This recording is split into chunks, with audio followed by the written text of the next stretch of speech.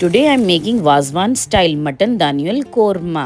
ये कश्मीर की सबसे रॉयल डिश है जो शादियों में सर्व होती है और रेस्टोरेंट में भी मिलती है।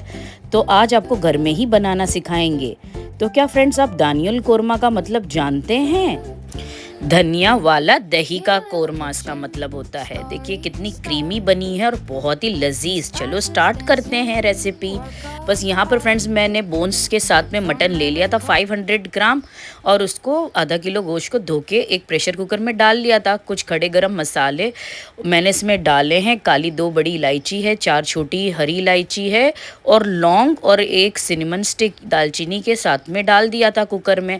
और उसमें मैंने एक छोटा चम्मच हल्दी पाउडर, नमक टेस्ट के हिसाब से लिया है। वाटर जितना ज़रूरत पड़े उतना डाल के हम इसको बॉईल करने के लिए रख देंगे। और ये एक साइड बॉईल होता रहेगा तो दूसरे साइड हम दही का काम करेंगे। तो एक नॉनस्टिक पैन में हमने 1 लीटर दही लिया है और उसको अच्छे से हम फेंट लेंगे। ये बहुत इम्पॉर्टेंट स्टेप है, इस पे बहुत ध्यान से आपने काम करना है। पहले आप इसकी गुठलियाँ छुटा देंगे, फिर आप इसको कंटिन्यूस चलाएंगे और इसको बॉईल करेंगे, और इसको हाथ से आप कंटिन्यूस स्टर करेंगे। अगर आप छोड़ेंगे तो ये फट भी सकती है। तो ये बहुत इंपॉर्टेंट स्टेप होता है, इसका ध्यान रखें। आप कंटिन्यूस चलाएंगे तो कुछ भी नहीं होता। बस एक बॉईल आ जाएगी तो उसको चूल्हा बंद करके एक साइड में रख लेंगे।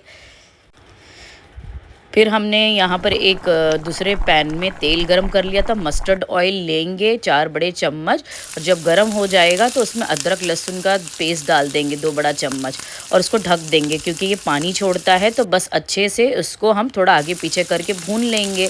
और इसमें हमने एक बड़ी कटी हुई प्याज डाली है, चॉप की हुई, और उसके बाद उसको बस हम चला लेंगे, सौटे कर लेंगे। यहाँ पर गोश्त अच्छे से गल कर आ गया है और बस इसमें हम डाल देंगे, और ऑनियन के साथ में उसको थोड़ा सा गोश्त को डालने के बाद गरम मसाले के साथ में थोड़ा सा उसको सौटे कर लेंगे 2 मिनट के लिए।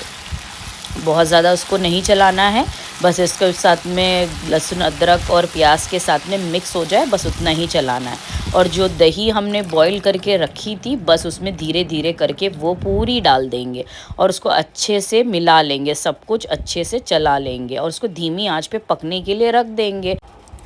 अब इसमें थोड़े से हम ड्राई मसाले डालेंगे, जैसे हमने धनिया पाउडर लिया है 2 बड़ा चम्मच और गरम मसाला 1 छोटा चम्मच, उसको डाल के भी अच्छे से हम मिक्स कर लेंगे। और मटन स्टॉक इसमें हम डाल देंगे, और मटन का स्टॉक डालने के बाद उसको बॉईल करेंगे, नमक एडजस्ट करेंगे। ग्रेवी गाढ़ा हो जाए उतनी देर तक हम बस उसको पकाएंगे हरी मिर्चें डाल के।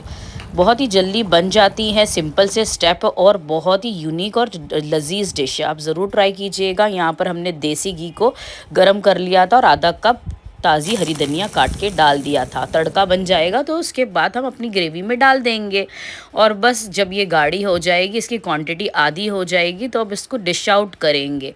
कश्मीर में इसको राइस के साथ में खाया जाता है। आप चाहे तो उसको आप नान और रोटी के साथ में भी खा सकते हैं, लेकिन असली मज़ा उसका राइस के साथ में ही आता है।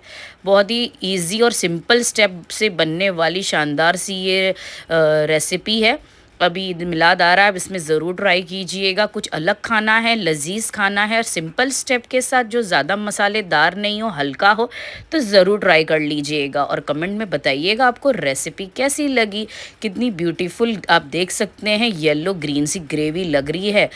चलो खा के देखते हैं। बिस्मिल्लाह। उफ़, पूरी रॉयल्टी ऑन अ प्लेट है। और अल्हम्दुलिल्लाह। और रॉयल डिश के लिए सब्सक्राइब लाइक करें।